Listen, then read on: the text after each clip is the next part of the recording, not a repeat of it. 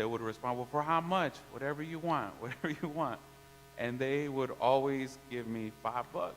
That was a lot for the 80s. Of course, I would end up at the 7-Eleven buying myself Snicker bars and playing video games and forgetting that I was out on a mission to help my mom out. There was also other times when I knew a neighbor had a lawnmower, and I thought to myself, maybe he'll let me borrow it so I could cut people's lawns and make a little bit of money. And so this neighbor was kind enough, said, sure, just bring it back and make sure it doesn't get stolen and make sure it comes back with gas. So I said, yes, of course. So I would go and knock on people's neighbors first and ask them if they'll let me cut their yards. Some of them would say no. Many of them would say, yes, of course. So I would go, a little kid with the lawnmower up this high, trying to do my best to cut their yards. And then the next day I would see they were fixing all the mistakes I did because I never cut their yards well at all. And I thought that was hilarious because I would still go back and say, oh, I noticed that I could probably fix that better too. But anyhow, they would always end up fixing my work anyways. And I always just remember those times vividly because they didn't have to do that for me. And yet their kindness out of their hearts and in their own ways and understanding how they could be a good neighbor allowed me to do the work that I was offering to them, even though it never was perfect and never was a good job.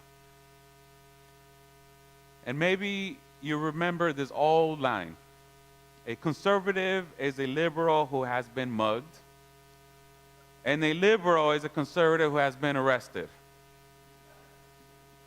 Do you know what I'm talking about? Our notion of justice usually cannot help but be influenced by our own circumstances and by our own opinions about what we and others deserve. We insist justice has to do with equality, but a lot of the time it's a word I feel we toss around to keep people and things we don't like at a distance, at a bay. And then along comes Jesus, eager to mess even more with our regular attitudes about what's right or fair. And so I believe that this story, one of the things, it is about generosity. And maybe no other words attributed to Jesus cause as much offense to ethical calculations as his parable of the workers in the vineyard. He likens the kingdom of heaven, or the way things are when God sets the standards, to a situation in which hardworking, reliable people get shafted. Or do they?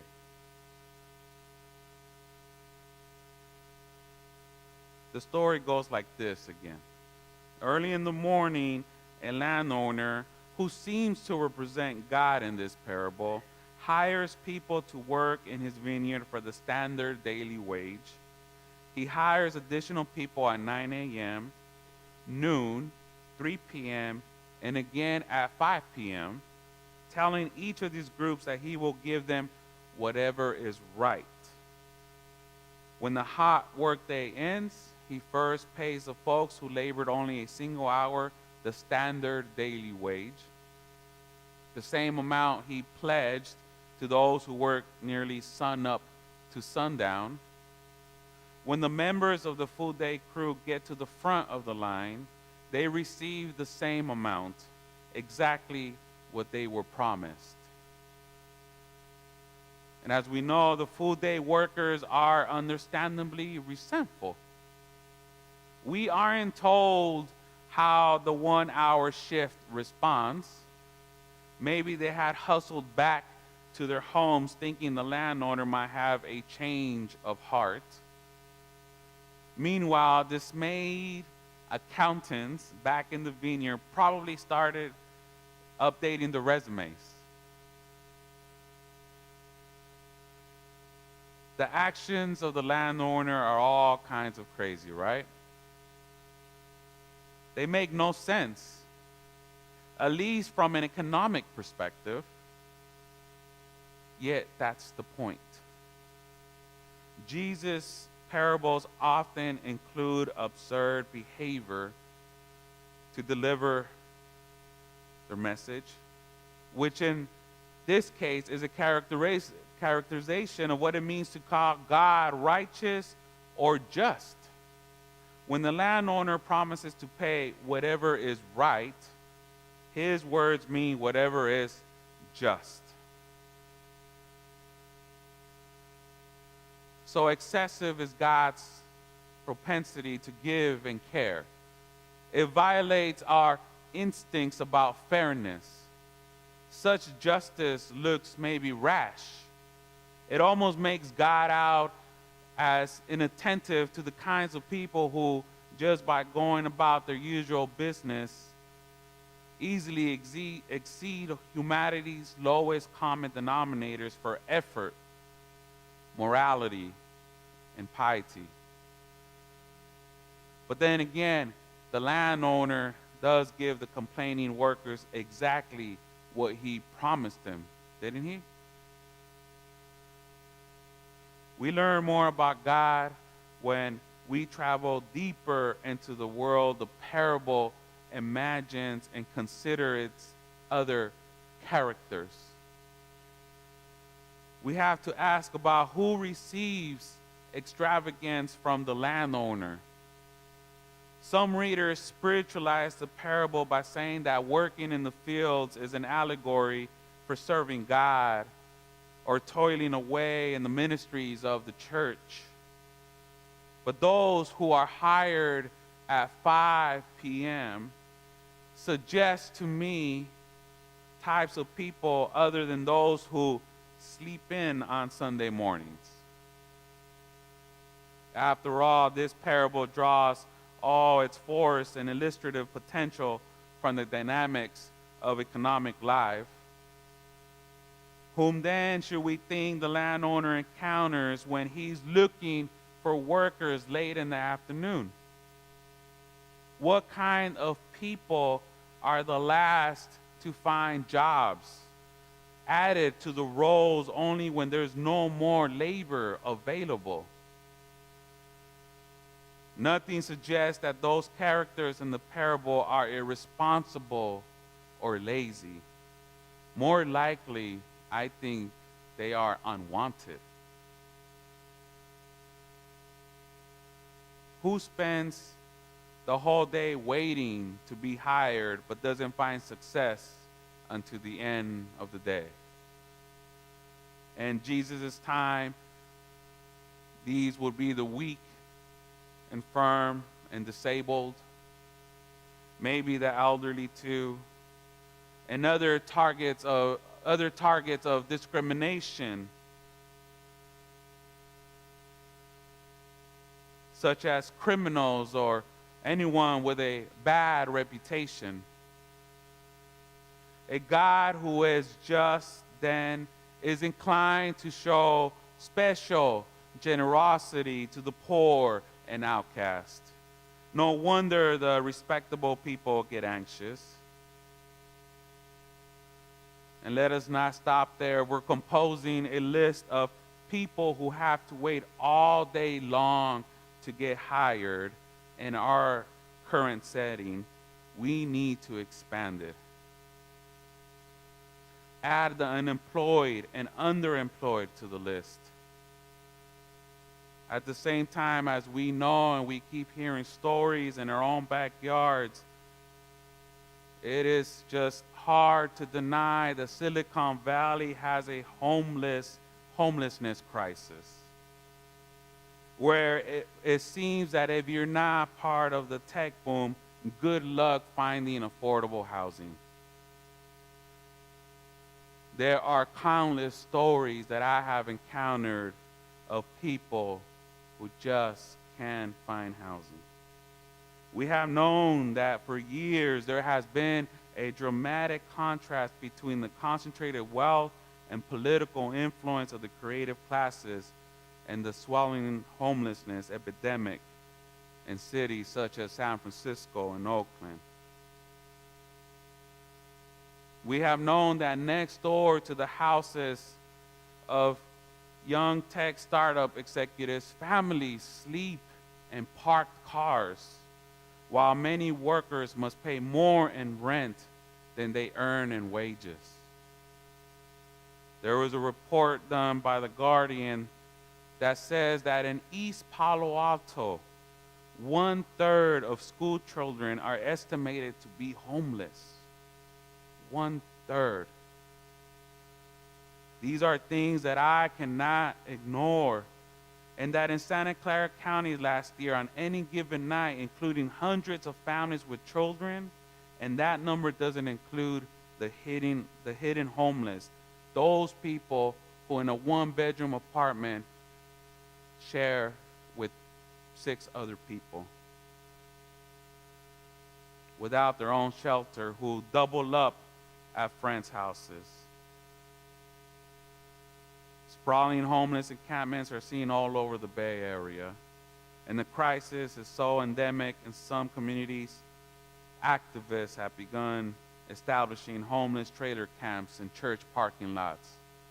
I'm not sure if you've seen any of those camps. Have you seen those camps? Anybody?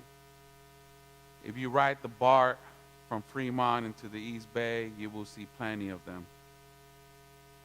Finally, we know that currently many low-wage workers in the tech economy, such as subcontracted drivers and janitorial workers, mostly Black and Latino, earn wages that are actually less than median rent in the Valley, leaving 59% of them without housing costs that they can't possibly afford.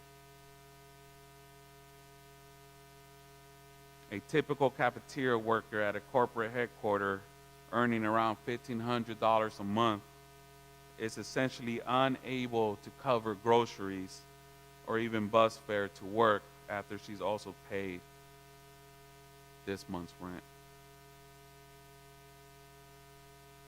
Suddenly, those who cannot get hired until 5 p.m.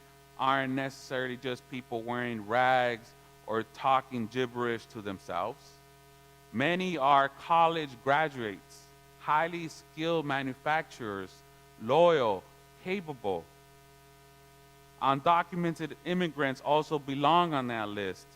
For who hires them these days? The parable's landowner might be at risk of prosecution in Alabama, depending on the outcome of a battle there that took place a few years ago on the state's new immigration law. A severe law allegedly spurred by the national unemployment crisis, but one legitimately wonders how the law's rough justice squares with the Bible that repeatedly commends hospitality and compassion toward refugees, strangers, and other aliens.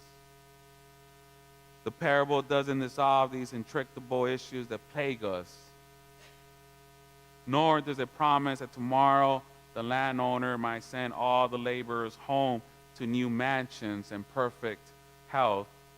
We're not talking about that kind of generosity. But the parable does make us pause to consider questions about what kinds of people are in need of whatever is right. Who needs benevolence the most? How might a society that promises justice for all stop vilifying, shaming, and neglecting the precise kinds of people to whom God most desires to express unusual generosity?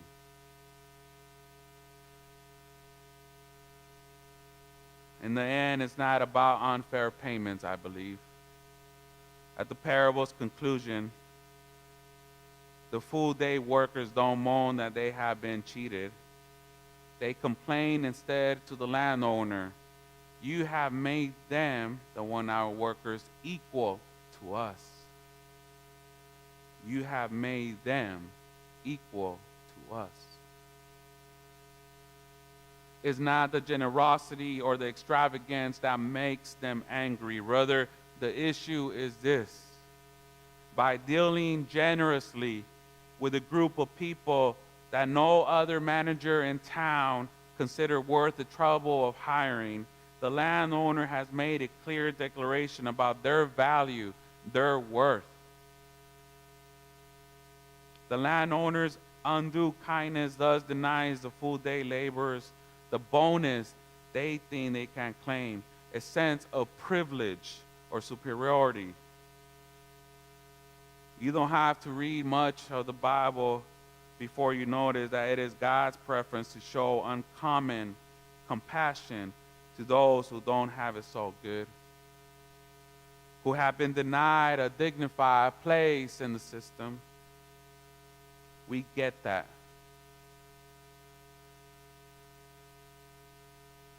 So I want to end with this and say, and it was going to be the title of the sermon today, is Jesus a Marxist or a capitalist? But I didn't want to make people too anxious.